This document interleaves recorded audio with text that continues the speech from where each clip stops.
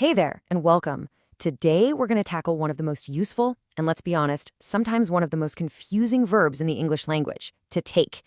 So if you've ever felt just a little bit unsure about how to use it, you have come to the right place. Let's dive in.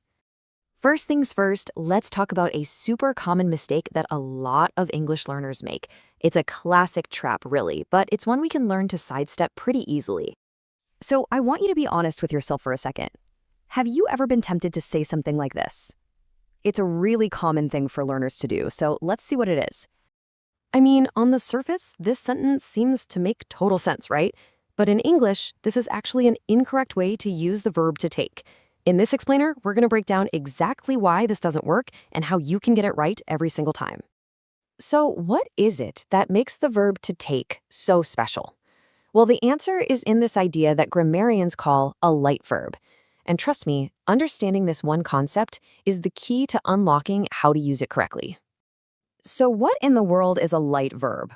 Well, think of it this way. It's a verb that doesn't really have much meaning all by itself. Its real power, its magic, comes alive when you pair it with a specific noun. They're like a team. The verb and the noun have to work together to create a very specific meaning.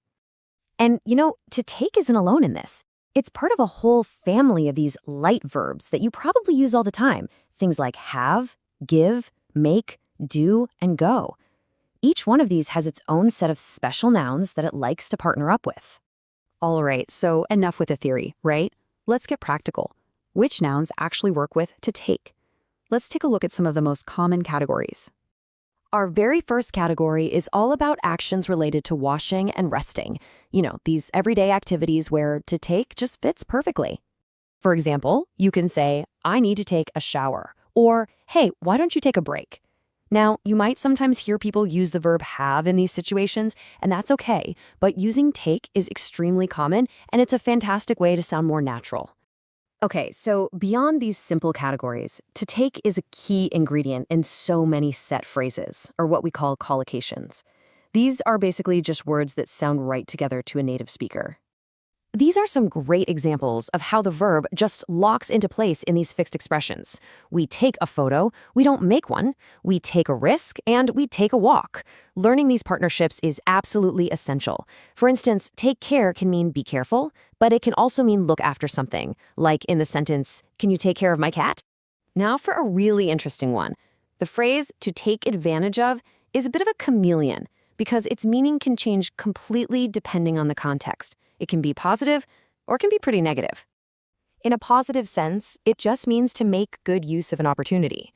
So here, we're simply using the beautiful weather for a great purpose, a trip to the beach. No harm done. But it can also have a really negative feeling. In this case, it means to unfairly use a situation or even a person for your own benefit. It really implies exploitation. So as you can see, paying close attention to the context is everything with this phrase. Okay, you ready to level up? Let's talk about phrasal verbs. This is where take combines with little words like off or up to create entirely new meanings. It's where English gets really fun. Let's start with a classic, to take off. This one has two very common and very different meanings. It can mean to remove a piece of clothing, or it can be about an airplane beginning its flight. So what about starting a new hobby or a new habit? For that, we use to take up. For example, I've recently taken up skiing. And just for context, its direct opposite is to give up, which means to stop doing something. And here are just a few more essential ones. To take over is to gain control of something. To take after someone means you look or act like them, usually a parent. To take away is simply to remove something. And to take someone out usually means inviting them for dinner or a drink, and it often implies that you'll be the one paying. So there you have it. We've gone from that one simple mistake, take a coffee, all the way to understanding light verbs, common collocations, and some of the most important phrasal verbs with take. And now, really, the most important part is putting all this knowledge into practice. So the question I want to leave you with is this. Which of these phrases or phrasal verbs are you going to try using first? The next step is yours to take.